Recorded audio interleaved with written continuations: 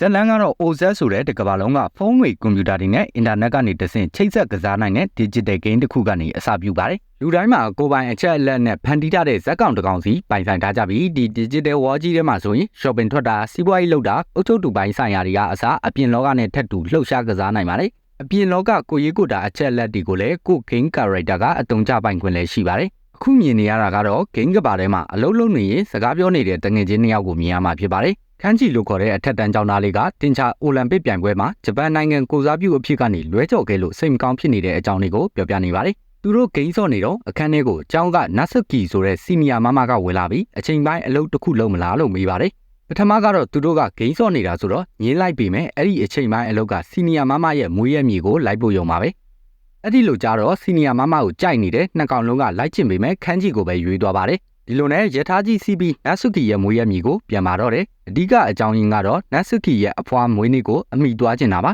။အဖွားကမတိခင်နတ်ဆူကီကိုစိတ်ချရတဲ့ယောက်ျားလေးတစ်ယောက်နဲ့ပေါင်းဖက်စေချင်တာပါ။ရည်စားမရှိတဲ့နတ်ဆူကီကတော့သူ့အဖွားစိတ်ချမ်းသာစေဖို့အတွက်ဆိုပြီးခန်းကြီးကိုသူ့ကောင်လေးဆိုပြီးလိန်ခေါ်လာတာဖြစ်ပါတယ်။ဘူတာမာရောကားကိတ်မာရောနတ်ဆူကီရဲ့ဆွေမျိုးတွေကလာကြိုကြပြီးဒီလိုနဲ့နတ်ဆူကီရဲ့အိမ်ကြီးစုကိုရောက်သွားပါတော့တယ်။နတ်ဆူကီရဲ့အိမ်ချမ်းဝိုင်းကြီးကတော်တော်ကိုကြီးပြီးဆွေမျိုးတွေနဲ့အတူပေါင်းပြီးနေထိုင်ကြတာလည်းဖြစ်ပါတယ်။ရောက်ချင်းမှာအဖွားကိုတွားနှုတ်ဆက်ပြီးရတယ်နတ်ဆူကီကခန်းကြီးကိုသူ့ကောင်လေးလို့မိတ်ဆက်ပေးပါတယ်ပြီးတော့ခန်းကြီးကနိုင်ငံခြားကနေပညာသင်လာပြီးမိဘတွေကလည်းတသေးတွေလို့လိန်လိုက်ပါတယ်ဒီစကားကိုကြားတော့ခန်းကြီးကသူ့ကိုလိန်ပြီးခေါ်လာတယ်ဆိုတာကိုသဘောပေါက်သွားပါတယ်ဒါပေမဲ့လည်းသူကပြောနေပါတယ်နတ်ဆူကီရဲ့များပြားလာတဲ့ဆွေမျိုးတွေနဲ့ညစာစားပြီးတဲ့အချိန်မှာတော့သူတို့မျိုးရိုးကဆွေကြီးမျိုးရိုးတွေကဆိုတာသိလိုက်ရပါတယ်အဲ့ဒီအချိန်ဦးလေးဆိုတဲ့လူတစ်ယောက်ကရောက်လာချိန်မှာတော့အကုန်လုံးကမျက်နှာပြက်ကုန်ပါတယ်ဦးလေးကအင်္ဂါပတ်စံတွေကိုခိုးသွားပြီးအမေရိကမှာသွားနေပြီးမှအခုမှပြန်ပေါ်လာတာဖြစ်ပါတယ်အကုန်လုံးကအဖက်မလုပ်ကြပေမဲ့လည်းနတ်ဆူကီကတော့သူ့ဦးလေးကိုကောင်းကောင်းမွန်မွန်ဆက်ဆံပါတယ်ဦးလေးနဲ့ဂျပန်ရိုးရဖဲကစားနည်းကိုကစားခဲ့ကြပြီးညနေတော့အတီးတီးအိယာဝင်သွားပါတယ်ခန်းကြီးကတော့ဒစိမ့်အိမ်ဆိုတော့အိမ်မပြောပဲဖြစ်နေပါတယ်အဲ့ဒီအချိန်ခန်းကြီးရဲ့ဖုန်းထဲကိုမက်ဆေ့တစ်ဆောင်ကဝင်လာပါတယ်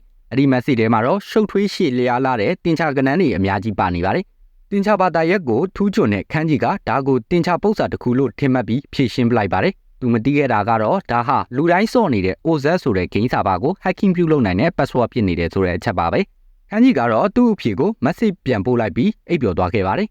မနေ့ရောက်တဲ့အချိန်မှာတော့အကုန်လုံးကကမောက်ကမဖြစ်ကုန်ပါပြီအခုချိန်မှာတော့ OZ game system တွေဟာအကုန်တလွဲတွေဖြစ်နေပါပြီတည်င်းနေ့ထဲမှာတော့ခန်းကြီးရဲ့နာမည်ဓာတ်ပုံတွေနဲ့တကွ OZ စာပါတဲ့ဝင်ရောက်ခဲ့တဲ့တရက်ခန့်အဖြစ်ကြီးညာချင်းခံရပါတော့တယ်ခန်းကြီးကပြရခတ်သွားပြီးသူ့ရဲ့ game အကောင့်တွေကိုပြန်ဝင်ကြည့်လိုက်တဲ့အချိန်မှာတော့ hack ခံလိုက်ရပြီးပြန်ဝင်ဖို့လုပ်တာတော့မရတော့ပါဘူး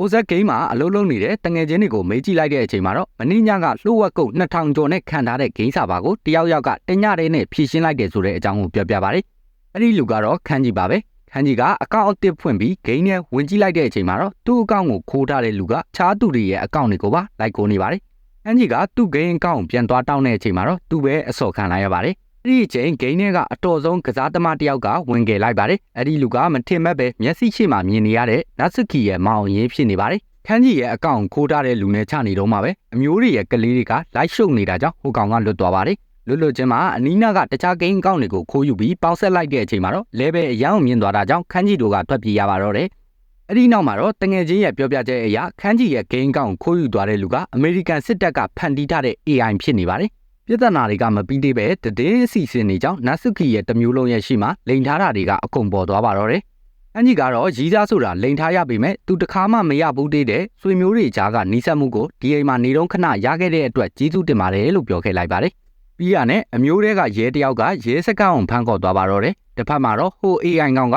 OZ စာပါရဲ့အတွင်းပိုင်းထဲတိကိုခိုးဝင်လိုက်ပြီးရှောက်လုပ်နေပါတယ်။ OZ တဲ့ကအချက်လက်တွေကိုအတုံးချပြီးအပြင်လုပ်ငန်းတွေထိန်းချုပ်ခံလိုက်ရတော့တကဘာလုံးကအကုန်ကမောက်ကမဖြစ်နေပါပြီ။မီးပွိုင်းတွေရထားတွေရေမီးစနစ်တွေ GPS တွေကအစားထိန်းချုပ်ခံထားရတဲ့အခြေအနေပါကံကောင်းစွာနဲ့ရင်ကျော်ပိတ်ဆို့မှုတွေကြောင့်ခန်းကြီးကိုရဲစခန်းပို့လို့မရပဲအိမ်မဲပြန်ခေါ်လာခဲ့လိုက်ရပါတယ်တနိုင်ငံလုံးအရေးပေါ်အခြေအနေဖြစ်နေတာကြောင့်အဖွားကအလုပ်လုပ်နေတဲ့ရှိသမျှဆွေမျိုးတွေအကုန်လုံးကိုဖုံးဆက်လိုက်ပါတော့တယ်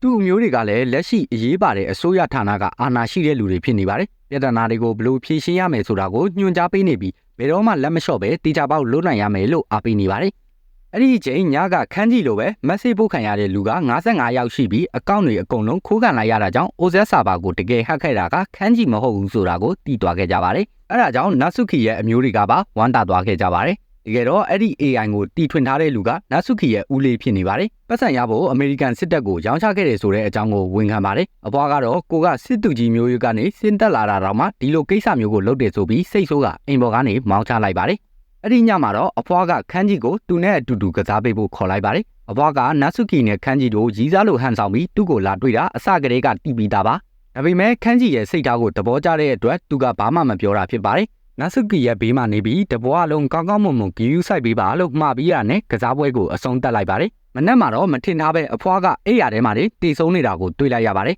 အိုဇက်စနစ်မှာမငြိမ်မဲ့တက်မှုတွေကြောင့်အဖွားရဲ့ကျန်းမာရေးစောင့်ကြည့်မှုစနစ်ကပြတ်တောက်သွားခဲ့ပြီးတေဆုံးသွားခဲ့တာဖြစ်ပါတယ်အဖွားဖြစ်သူတေဆုံးမှုအတွက်အဓိကတရားခံက AI ဖြစ်နေပါတယ်တမျိုးလုံးကလည်းလက်စားချေဖို့အတွက်သူတို့ကိုယ်တိုင်အစီအစဉ်တွေစဆွဲကြပါတယ်အမျိုးတွေကလည်းသူတို့လုတ်ပိုင်ခွင့်တွေနဲ့ဂိမ်းဆက်အကောင်းစားတွေရောစစ်တပ်တုံးအင်တာနက်ဆက်တွေကိုရောမလာခဲ့ကြပါတယ်အကုန်လုံးအဆင်သင့်ဖြစ်ပြီဆိုတာနဲ့ဂိမ်းထဲဝင်ပြီး AI ကိုပြန်သွားချကြပါတယ်အစီအစဉ်ကလက်တွေ့ဖြစ်လာပြီးဟိုကောင်းကိုကြောင်ပိတ်လိုက်နိုင်ပါတယ်နောက်ဆုံးအဆုံးသက်ခံဒီမှာသူတို့ရဲ့ဂိမ်းဆက်ကြီးကတအားကိုပူလာပါတယ်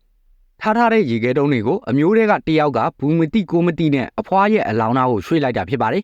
ဟိုကောင်ကလွတ်မြောက်သွားပြီးသူခိုးထားတဲ့ဂိမ်းကောင်းတွေကြောင့်လေဗယ်မြင့်တဲ့အကောင်ကြီးအဖြစ်ပြောင်းသွားပါပြီတမျိုးလုံးကလည်းတင်းသွားပြီးရေခဲတုံးတွေမသွားတဲ့အကောင်ကိုဝိုင်းတမကြပါတော့တယ်တစ်ဖက်မှာတော့ဟိုကောင်ကဂိမ်းကောင်းတွေကိုခိုးရုံနေမကတော့ပဲတမနာရဲ့အချက်အလက်တွေနဲ့ဂျိုလူတွေကိုကဘာမြေပေါ်မှာဖောက်ခွဲတော့မလို့ကြံစီနေပါတယ်အချိန်ကလည်း2 နာရီပဲကြံတော့တာမို့နာဆုကီရဲ့မောင်လေးကတွားချပြီးမှရှုံးနေသွားခဲ့ပါတယ်ဒီလိုဆက်လုပ်နေလို့အဆင်မပြေတော့တာကြောင့် AI ကိုတီထွင်ထားတဲ့သူတို့ရဲ့ဦးလေးစီဖုံးဆက်ပြီးသူဖန်တီးထားတဲ့ AI ကြောင့်မလို့အဖွားလဲဆုံးသွားခဲ့ပြီးနောင်တရတင်နေပြီလို့ပြောလိုက်ပါတယ်အဲ့ဒီတော့မှဟိုကလည်းအလော်ဒကြီးနဲ့ကိုအိမ်ပြန်လာပါတော့တယ်ဦးလေးဖြစ်သူကသူဖန်တီးထားတဲ့ AI စနစ်ကိုအမေရိကန်စစ်တပ်ကိုရောင်းချလိုက်ပြီးဖြစ်တာကြောင့်သူနဲ့ဆိုင်နာဆိုင်ပြီးမဲ့မပိုင်တော့ပါဘူးဒါပေမဲ့အဖွားအတွက်လက်စားချင်နိုင်မို့သူလည်းပါဝင်လာခဲ့ပါတယ်တမျိုးလုံးလဲဆုံသွားပြီမလို့ဟိုကောင်ကြီးကိုပိတ်ချနိုင်မဲ့နီးဗျူဟာတွေကိုဝိုင်းပြီးဆွေးနွေးကြပါတော့တယ်သူ့လေးက AI ကိုအတွင်းပိုင်းကနေပိတ်ချနေတဲ့အချိန်နာဆုကီတို့ကအချိန်ဆွဲထားဖို့ပြင်ဆင်နေကြပါတယ်နာဆုကီရဲ့လက်ထဲကိုတမျိုးလုံးရဲ့အကောင့်တွေကိုပုံအပ်လိုက်ပြီးသူတို့ကျွမ်းကျင်တဲ့ဖဲကိန်းကိုဆော့ဖို့စိန်ခေါ်လိုက်ပါတယ်အစပိုင်းမှာတော့နိုင်နေပေမဲ့ပြန်ရှုံးသွားတဲ့အချိန်မှာတော့သူ့စီမှာလောင်းကြီးအကောင့်ကမလုံလောက်တော့ပါဘူးအချိန်ကလည်းနိုင်ဝက်လောက်ပဲကြံပါတော့တယ်အဲ့ဒီအချိန်မထင်မှတ်ပဲနာဆုကီဘက်ကနေကူညီပေးတဲ့တကဘာလုံးကဒဇိန်းတွေရဲ့အကောင့်တွေကြောင့်နာဆုကီကလုံးဝအနိုင်ရရှိသွားခဲ့ပါတယ်ဒါပေမဲ့ဂျိုရုတလုံးကကဘာမြေပေါ်ကိုဆက်လက်ကျလာနေစေဖြစ်နေပါတယ်တကယ်တော့ဟိုကောင်းစီမှာခန်းကြီးစီကခိုးထားတဲ့မူရင်းအကောင့်ကကြံနေတာဖြစ်ပါတယ်